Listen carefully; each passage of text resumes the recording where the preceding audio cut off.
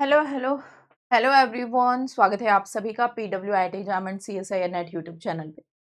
तो आज के इस सेशन में हम अपनी केमिस्ट्री 30 डेज में हमें कैसे पढ़नी चाहिए, कैसे नहीं पढ़नी चाहिए, क्योंकि IIT जैम 2026 का एग्जाम बहुत ही पास है, आपका फेब में एग्जाम होने वाला है। तो लास्ट 30 डेज में हमें किस तरीके से अपनी प्रिपरेशन को मेंटेन करना है, किस तरीके से हमें तैयारी करनी है, किन किन पॉइंट्स के ऊपर हमें ज़्यादा फोकस करना है, क्या हमें इस टाइम पे कुछ एक्स्ट्रा पढ़ने की ज़रूरत है, नहीं है, इन सब बिंदुओं पे आज के सेशन में हम चर्चाएँ करेंगे। तो सबसे पहले जो भी आपने, क्योंकि पूरा साल आप लोगों ने बहुत ज़्यादा पढ़ा है, ठीक है? काफ़ी चीज़ें, सारे चैप्टर लगभग आपके हो चुके हैं, अब आपका एंड मोमेंट पे रिवीजन चल रहा है, ठीक है? अगर जिसका नहीं भी हुआ है, तो भी आपको अब कंप्लीट कर लेना चाहिए अपने सिलेबस का। देखो यहाँ पे हमारे पास में 2 कैटेगरी के बच्चे आते हैं, जिनका एक हमारे पास में सिलेबस कंप्लीट हो चुका है, सिलेबस कंप्लीट हो चुका है, ठीक है? दूसरा जिनका सिलेबस ऑनगोइंग है या जिनका अनकंप्लीट है, ठीक है? यानी कि इनकंप्लीट जिनका सिलेबस है। तो 2 कैटेगरी के बच्चे आपको यहाँ पे मिलेंगे। दोनों के बारे में हम चर्चाएँ करेंगे कि जिनका सिलेबस कंप्लीट है वो कैसे रिवीजन करें और जिनका इनकंप्लीट है वो किस तरीके से रिवीजन करें इस लास्ट मोमेंट।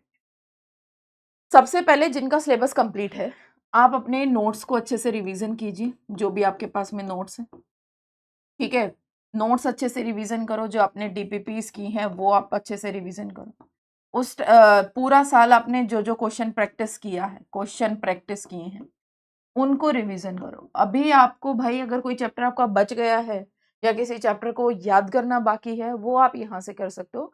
बट अगर आपने एक बार कंप्लीट, आपका सिलेबस हो चुका है, आपने एक बार रिवीजन कर लिया है, सेकंड टाइम रिवीजन कर रहे हो, तो जो आपने किया हुआ है बस उसी के ऊपर अब लास्ट मंथ में हमें फोकस करना है, ना किसी किताब ना कुछ और। अगर आपने कोई किताब पढ़ी है, उसके कोई सोल्ड अनसोल्ड एग्जाम्पल लिखे हैं, ठीक है, आपको ध्यान आपने किए हैं, तो उनको आप एक बार रिकॉल कर सकते हो कि ये एग्जाम्पल हमने किए।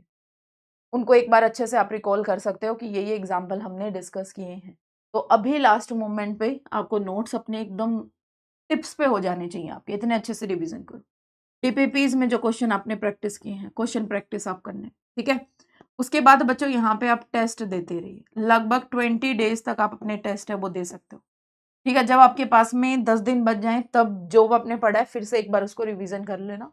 तब 1 वीक बिफोर या 10 दिन पहले आप टेस्ट मत देना, ठीक है? टेस्ट मत देना, क्योंकि आपको इन्हीं से आइडिया लग जाएगा कि कैसे हमारी प्रिपरेशन है, कैसे नहीं।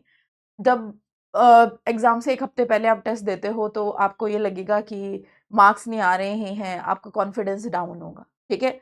सो बेस्ट थिंग इज़ आप 20 डेज़ तक 3-3 चैप्टर, 4-4 चैप्टर को उठाइए जो आपने किए हुए हैं, उनका टेस्ट आप दे सकते हो जिनका सिलेबस कंप्लीट हो चुका।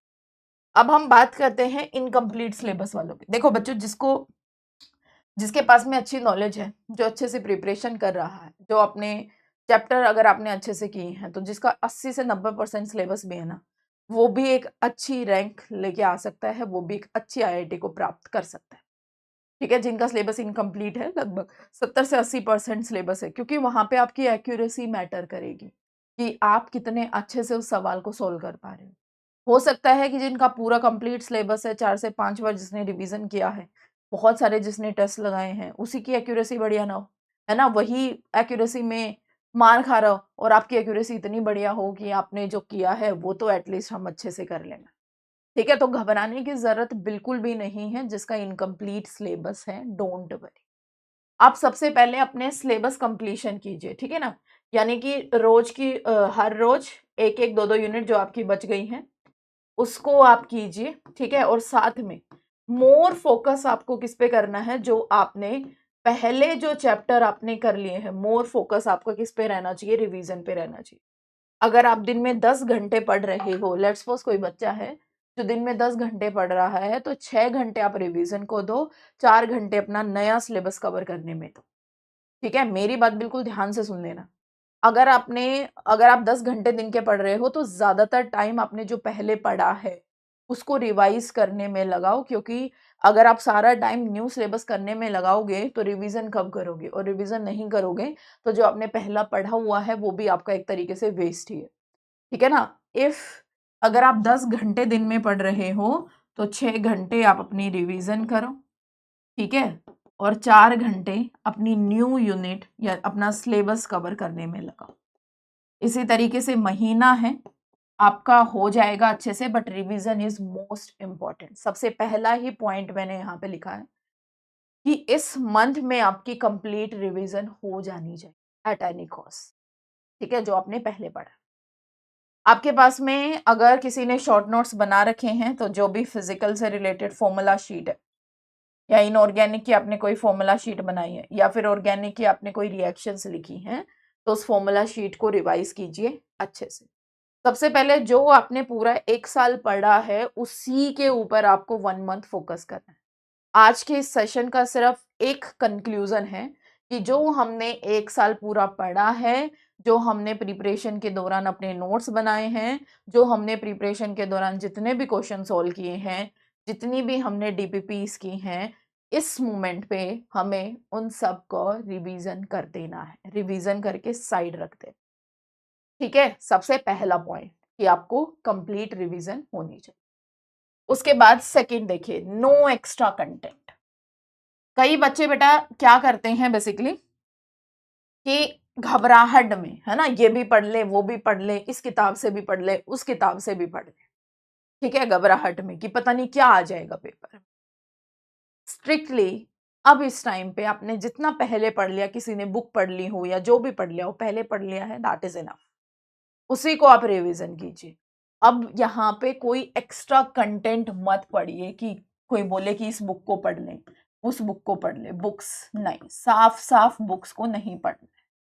अगर आपने कहीं पे मार्क कर रखे हैं किसी क्वेश्चंस को, या पहले पढ़ा हुआ है, मार्क कर रखे हैं कोई क्वेश्चंस, या फिर आपने पहला किया है, तो उसी को आप रिवीजन कीजिए, ठीक है। जो आपने क्लास में करवाया है, इवन क्लास के नोट से भी आप बहुत अच्छी रैंक लेके आ सकते हैं। बहुत सारे बच्चे हैं, आप इंटरव्यू देखना, पहले भी आईआईटी जाम की जो टॉप रैंकर्स थे, एक ही बार बोलते हैं कि जो हमारे पास में नोट्स हैं उनको हमने मल्टीपल टाइम रिवीजन किया, या आपकी डीपीपीस, पीवाईक्यूज, ठीक है, जो आपका सिलेबस पढ़ा रखा है उसी को आपको क्या करना है, मल्टीपल टाइम्स रिवीजन करना है। अभी at this point no extra content, कोई एक्स्ट्रा कंटेंट की तरफ मत भागिए। जो आपके यूट्यूब पे पीवाईक्यूज चल रहे हैं या यूट्यूब पे जो क्वेश्चन प्रैक्टिस सेशन चल रहे हैं उनको अटेंड कीजिए, ठीक है। आपने जो पहले पढ़ा है उन्हीं को आप रिवीजन कीजिए अच्छे से। तो यानी कि second point, no extra content. Third, अब इस मोमेंट पे बेटा कॉन्फिडेंस को लूज नहीं करना है बिल्कुल भी, ठीक है। हम क्या करते हैं, कॉन्फिडेंस मतलब या तो दो चीजें हो सकती हैं कि या तो हम ओवर कॉन्फिडेंस हो जाए कि जो आता है हमें तो आता ही, हमसे तो गलती ही नहीं होगी। दो चीजें हो सकती है, एक ओवर कॉन्फिडेंस और एक अंडर कॉन्फिडेंस, है ना। यानी कि जो आए बस उसको, हमें तो आता है, मुझे इसको रिवाइज करने की जरूरत नहीं, मुझे इसको देखने की जरूरत नहीं है, उसमें तो हम ओवर कॉन्फिडेंस हो जाते हैं, भाई ये चैप्टर तो आता ही है, इसको तो क्या ही रिवीजन करेंगे, ऐसा नहीं करना है। और अंडर कॉन्फिडेंस भी नहीं रहना है कि मुझसे तो होगा ही नहीं, मुझे तो आता ही नहीं है, ठीक है। तो ये सारी चीजें ध्यान रखनी है। नो ओवर कॉन्फिडेंस, कोई इस टाइम पे बेटा कोई ओवर कॉन्फिडेंस नहीं, कोई आपके, ठीक है, कोई ओवर कॉन्फिडेंस नहीं। और आपको ऐसे घबराना भी नहीं है कि मुझे तो आता ही नहीं है, या पहले मुझसे इस चैप्टर के सवाल सॉल्व नहीं हुए हैं तो अभी भी ये सवाल है वो बेसिकली सॉल्व नहीं होंगे, ठीक है। तो कॉन्फिडेंस बिल्कुल लूज नहीं करना है, क्योंकि क्या पता जो आपसे सवाल पहले सॉल्व ना हुआ हो और पेपर में आ जाए और वो आपसे सॉल्व हो जाए, ठीक है। बस आपको जो चीज़ आपने पढ़ी है, कोई फॉर्मूला आपने याद किए हुए हैं, इस टाइम पे अपना कॉन्फिडेंस रखना है, उन फॉर्मूलेस को रिवीजन करना है, क्योंकि पेपर में जब हम बैठते हैं ना, अच्छे खासे लोग भी भूल जाते हैं नर्वसनेस में, ठीक है। आप तो बच्चे ही हो, इवन मैं बैठ रही हूँ तो कभी मुझे भी लगता है कि यह चीज़ मैंने पढ़ी थी, अब मैं पेपर के प्रेशर में भूल रही हूँ, ठीक है। आता है वो प्रेशर, सबके पास में आता है, बस एग्जाम में वो 3 घंटे जो 3 आवर जो बच्चा अच्छे से प्रेजेंस ऑफ माइंड के साथ में पेपर सॉल्व कर लेगा उसका हो जाएगा, क्योंकि पढ़ा सबने इक्वल होता है, ठीक है ना, ऑन एन एवरेज। हमारी जो कट ऑफ डिसाइड होती है वो एवरेज बच्चे से डिफाइन होती है, कभी टॉपर से डिफाइन नहीं होती है। टॉपर एक्स्ट्रा ऑर्डिनरी होता है, ठीक है, चलो ये हमने मान लिया, टॉप के 10-20 बच्चे एक्स्ट्रा ऑर्डिनरी होते हैं, बाकी तो हमारे एवरेज ही होते हैं, बाकी ने तो सबने एक जैसा ही पढ़ा होता है। अब जो इन 3 घंटों को संभाल लेगा उस प्रेशर को संभाल लेगा 3 घंटे में, उस एग्ज़ाम के प्रेशर को संभाल लेगा, एक तरीके से इस चीज़ को दूर रखेगा कि पता नहीं होगा या नहीं होगा, वो बच्चा यहाँ से जीत जाएगा और वो अपनी एक सीट उसकी आईआईटी में पक्की हो जाएगी। हमेशा ध्यान रखना, कोई भी एग्ज़ाम निकलते हैं ना, मैक्सिमम उन्हीं बच्चों के एग्ज़ाम निकलते हैं, जो प्रेशर फ़ील नहीं करते हैं या फिर जिनको ऐसा लगता है कि मैं कर लूँगा, मुझे करना है, मुझे बस एक ट्राई तो करना ही है, जो होगा देखा जाएगा। इस टाइम पे नहीं सोचते हैं, एग्ज़ाम के बाद में सोचते हैं। यही मैं आपको बोलूँगी, अभी आपको ये दिमाग में कुछ भी नहीं लाना है कि नहीं हुआ तो 1 साल खराब हो जाएगा या फिर से ड्रॉप करना पड़ेगा, पता नहीं कौन सी आईआईटी मिलेगी, जो मैं चाहती हूँ या चाहता हूँ वो वाली आईआईटी मिलेगी या नहीं मिलेगी। इन सब पॉइंट्स को अभी एट दैट पॉइंट पे हमें अवॉइड करना है। इनको हमें दिमाग में लेके ही नहीं आना है कि चल क्या रहा है। उसके लिए हल्का-सा थोड़ा-सा मेडिटेशन करो, ठीक है? डेली थोड़ा-सा एक्सरसाइज़ करो, थोड़ा मेडिटेशन करो, यू विल फील बेटर, ठीक है? हेल्दी खाओ-पियो और इस टाइम पे कॉन्फिडेंस के साथ में आपको अपनी हेल्थ का भी ध्यान रखना है, बीमार नहीं होना है। एक बार अगर आप बीमार हो गए हो, तो 10 से 15 दिन आपके चले जाएँगे और टेंशन में तो इंसान वैसे ही वीक हो जाता है। तो हेल्थ का बिल्कुल ध्यान रखना है। देखो, पढ़ाई हम सबने की है, बट अभी कुछ और पॉइंट्स हैं जिनके ऊपर हमें और ज़्यादा फ़ोकस करना है, ठीक है ना? यानी कि हेल्थ के ऊपर ज़्यादा फ़ोकस करना है, अभी हमें बीमार नहीं होना है, जो हमने पढ़ा है उसको हमें बार-बार रिवीज़न करना है, ओवर कॉन्फिडेंस नहीं जाना है और ना ही अंडर कॉन्फिडेंस। बस इतना ध्यान रखना है, हाँ भाई ठीक है, जो होगा देख लेंगे, बस हमें अपना बेस्ट रखना है। ये एक ही पॉइंट यहाँ पे ध्यान रखना, जो होगा देखा जाएगा, बाद में देखेंगे, अभी बस अपने पूरे 100% देना है एग्ज़ाम के लिए, कि मेरा टेस्ट है, मुझे उसमें बहुत अच्छा करना है, नहीं होगा, क्या होगा, ये सब बातें छोड़ के बिल्कुल, ठीक है? तो नेक्स्ट पॉइंट पे अवॉइड सिली मिस्टेक्स, ठीक है? मैं एक एग्ज़ाम्पल सुनाती हूँ, ठीक है? कई बच्चे हैं जिनकी बहुत अच्छी प्रिपरेशन है, ठीक है? आता है, सवाल को सोल्व करना आता है, बट कुछ सिली मिस्टेक प्लस की जगह माइनस रख रहे हैं। मान लो ऑप्शन है, जल्दी-जल्दी में आपने ऑप्शंस हैं ए, बी, सी, डी, ठीक है? ए, बी, सी, डी, करेक्ट ऑप्शन है आपका डी। जल्दी-जल्दी में मार्क कर दिया बी, तो यहाँ तो नेगेटिव आ गई ना। यही आप 2 रैंक पीछे हो गए हो, 2 मार्क्स पीछे हो गए।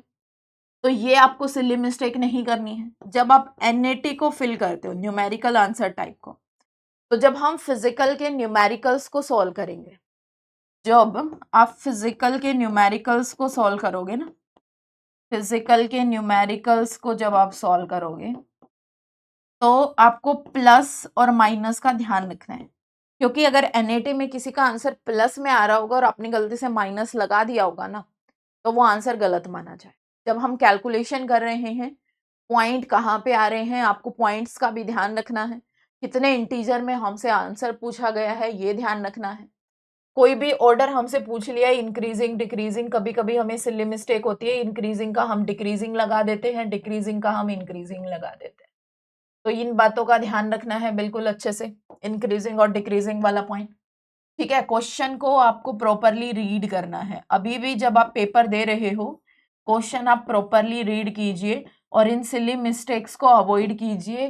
10 से 12 नंबर तो आपके यूँ ही बढ़ जाएँगे, जो आप टेंशन लेते हो ना, पेपर में नंबर नहीं आ रहे, नंबर नहीं आ रहे, इन पॉइंट्स का ध्यान रखो।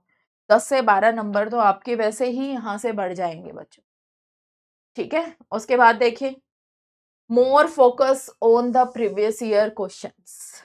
ये जो पीवाईक्यू सवाल है, वो कौन-कौन से? गेट के ऊपर आप गेट के पीवाईक्यू सवाल, जैम के पीवाईक्यू सवाल।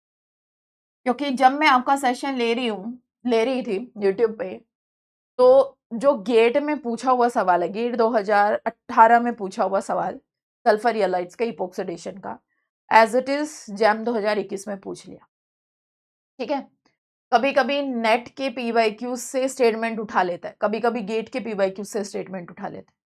तो मोस्टली आई विल सजेस्ट कि अगर आप रिवीजन कर रहे हो अभी, जैम के अगर आपने पीवाईक्यू कर लिया, आपकी बहुत अच्छे से रिवीजन हो गई है, तो एक बार गेट के पीवाईक्यूज़ जो आपको लग रहा है कि हाँ, ये हमारे सिलेबस का पार्ट है।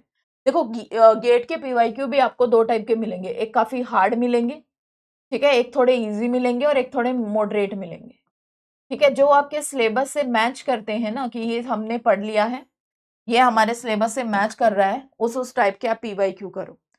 हार्ड लेवल के जैसे stereochemistry of aldol condensation reaction आपके सिलेबस में है ही नहीं, ज़्यादातर स्टीरियोकेमिस्ट्री वाले सवाल आपके सिलेबस में है नहीं, है ना? और थोड़े हायर लेवल के रिएजेंट आपके में नहीं पूछे जाते हैं, तो अगर उनके ऊपर टाइम वेस्ट करोगे तो वो बेवकूफ़ी होगी। अब तुम इतना सिलेबस तुम्हारा हो चुका है, तुम एक बार सिलेबस को कवर कर चुके हो, ये तो आपको थोड़ा-सा पता ही होगा कि हाँ, ये लेवल के सवाल जैम में पूछे जाते हैं क्योंकि पीवाईक्यू से हमें आइडिया लग गया है।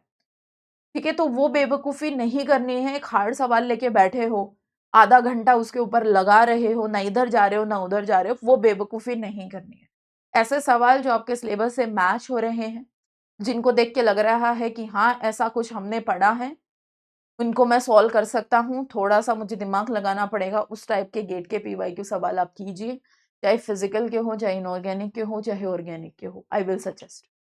ठीक है? इस तरीके से आपको अब लास्ट मोमेंट में इस तरीके से आपको प्रिपरेशन करना है भाई, थोड़ा-सा फ़ोकस रहिए चीज़ों के ऊपर, ठीक है? डरना बिल्कुल भी नहीं है, घबराना बिल्कुल भी नहीं है, ठीक है? और जो पहले ही डर गया वो मर गया, ये समझो आप। मतलब अगर आप डर के पीछे हट रहे हो या डर के सिली मिस्टेक कर रहे हो, डर के आप अपने सवाल को गलत कर रहे हो, तो आप ये समझ लेना कि हम कॉम्पिटिशन से पहले ही बाहर हो चुके। कॉम्पिट मतलब सामने वाले को मैंने अपनी पहले ही सीट अपनी दे दी है। कॉम्पिटिशन से हम पहले ही बाहर हो चुके हैं, तो ये सब चीज़ें नहीं करनी है अभी। ठीक है? मेन पॉइंट क्या है हमें ध्यान रखना है कि अभी रिवीजन के ऊपर फोकस करना है। अब रिवीजन आप कैसे भी कर सकते हो। एक चैप्टर आप ऑर्गेनिक का ले सकते हो, एक चैप्टर आप इनऑर्गेनिक का ले सकते हो, एक चैप्टर आप फिजिकल का ले सकते हो, या फिर आप ऐसे कॉम्बिनेशन नहीं करना चाहते, पहले ऑर्गेनिक करना चाहते हो तो ऑर्गेनिक कर लो, इनऑर्गेनिक करना चाहते हो इनऑर्गेनिक कर लो, फिजिकल करना चाहते हो फिजिकल। काफ़ी बच्चे ये भी बोलते हैं मैम फिजिकल और इनऑर्गेनिक तो हो गया है, बट ऑर्गेनिक में सवालों को अप्रोच नहीं कर पा रहे हैं। बेटा जो आपने पढ़ा है उसी को रिवीजन कीजिए आप अच्छे से। पीवाईक्यू हैं उन्हीं को बार-बार सोल्व करके देखिए, ठीक है? डीपीपीज़ हैं एक बार सॉल्यूशन देख के उनको ट्राई कीजिए सोल्व करने की, क्योंकि उस टाइप के अगर सवाल आते हैं पेपर में तो उनको आप ईज़िली कर लोगे, अगर आपने इतनी प्रैक्टिस की है तो। ठीक है? अगर आपने इतनी प्रैक्टिस की है तो। और ये 4-5 पॉइंट्स हैं, अभी आपको ध्यान रखना है। टेस्ट दो लगभग, टेस्ट दो ज़्यादा से ज़्यादा। अवॉइड सिली मिस्टेक्स को अवॉइड करो। 10 से 12 नंबर तो आपके वैसे ही बढ़ जाएँगे, अगर आप सिली मिस्टेक्स को अवॉइड करते हो तो। कॉन्फिडेंस रखना है, ओवर कॉन्फिडेंस नहीं रहना है। No extra content, no extra content. इस टाइम पे कोई एक्स्ट्रा कंटेंट नहीं लेके आना है। ठीक है? इन्हीं चीज़ों के ऊपर फोकस कीजिए, फिर मिलते हैं लास्ट डे स्ट्रेटजी के साथ में। अब लास्ट मोमेंट पे क्या करना चाहिए, ठीक है? साथ में आपकी मैराथन्स होंगी, काफ़ी ज़्यादा क्वेश्चन आपको प्रैक्टिस कर देखने को मिलेंगे, ठीक है? जो आपके सेशन चल रहे हैं, डिफरेंट टाइप के क्वेश्चंस उसमें हो रहे हैं, पीवाईक्यू मतलब एक तरीके से आप रिवीजन कर सकते हो चैप्टर का, तो उनको अटेंड करो, अवॉइड मत करो, ठीक है? और एकदम शांत रहो थोड़ा-सा, हेल्थ का ध्यान रखो और जितना पढ़ सकते हो उतना पढ़ो, बट वो कैसे पढ़ना है बिना टेंशन लिए, ठीक है? और मेरी विशेज़ हैं आप लोगों के साथ में कि जो होगा बेस्ट होगा आप लोगों के लिए। अगर आपने मेहनत की है, तो कोई आपसे आपकी वो मेहनत नहीं छीन सकता है।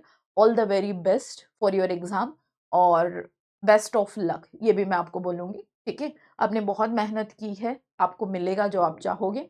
बस ध्यान रखना है कि हमें कमज़ोर नहीं होना है, हमें कॉन्फिडेंस दिखाना है, ठीक है? क्योंकि हम कमज़ोर नहीं हैं, हम लड़ सकते हैं और अपने लिए भाई खुद को ही मेहनत करनी पड़ेगी। कोई थर्ड पर्सन आके आप लोगों के लिए मेहनत नहीं करेगा, अपने लिए खुद लड़ना पड़ता है। ठीक है? ओके बच्चों, so thank you so much. Stay connected, stay tuned.